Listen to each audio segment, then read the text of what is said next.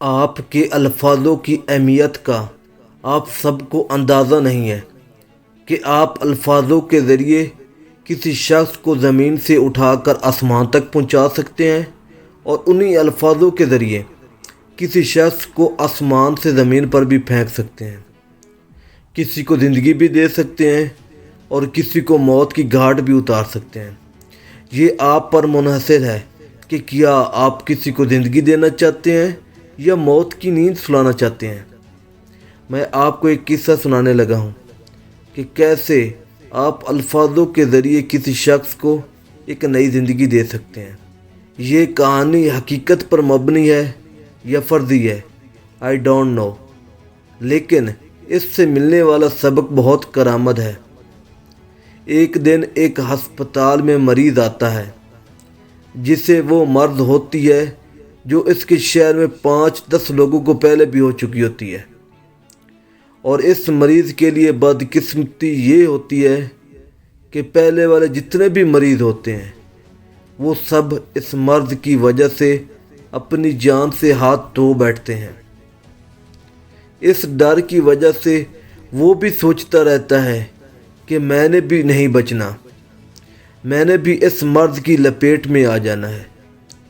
یہ سب باتیں ساتھ کھڑی نرس سنتی رہتی ہے اور پھر ایک دم رپورٹس کو دیکھ کر مسکراتے ہوئے کہتی ہے، اچھا آپ کو یہ مرض ہے اور اس مرض کا علاج یہ ڈاکٹر کر رہا ہے۔ تو اس وقت مریض کہتا ہے، ہاں میرا علاج یہی شخص کر رہا ہے۔ تو نرس اس مریض سے کہتی ہے کہ آپ کو پتہ ہے یہ جو ڈاکٹر ہے اس نے آج تک جتنے بھی لوگوں کی اس مرض کا علاج کیا تھا وہ سب ٹھیک ہو گئے تھے۔ آپ تو بہت خوش قسمت انسان ہو کہ آپ کو یہ ڈاکٹر ملا ہے۔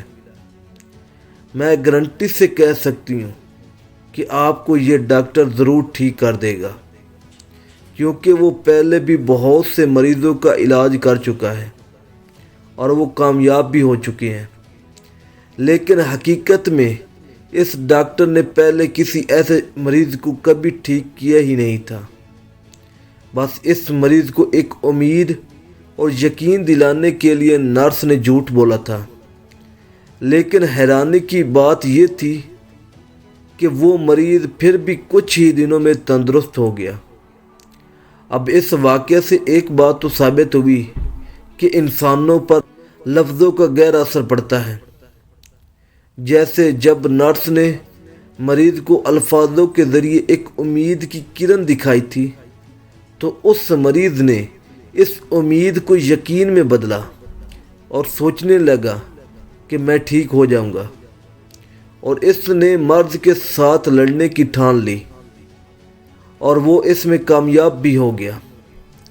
اب آپ یہ سوچ رہے ہوں گے کہ اس کے ٹھیک ہونے میں ڈاکٹر کا ہاتھ ہے، لیکن حقیقت میں ڈاکٹر سے زیادہ اس نرس کا ہاتھ ہے جس نے مریض کو بیماری کے ساتھ لڑنے کا حوصلہ دیا تھا۔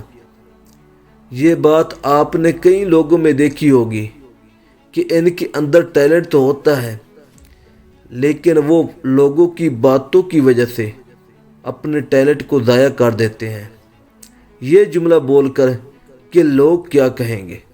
یہ ایک جملہ میرے اس قصے کا جو میں نے ابھی سنایا ہے کا لب لباب واضح کر دیتا ہے۔ لہٰذا میں آپ سے ایک درخواست کر رہا ہوں کہ اگر آپ کسی کا حوصلہ بڑھا نہیں سکتے تو پلیز ان کے حوصلے پست بھی نہ کرو۔ جتنا ہو سکے لوگوں کا حوصلہ بڑھائیں، کیا پتہ آپ کا ایک جملہ دوسروں کی زندگی بخش دے۔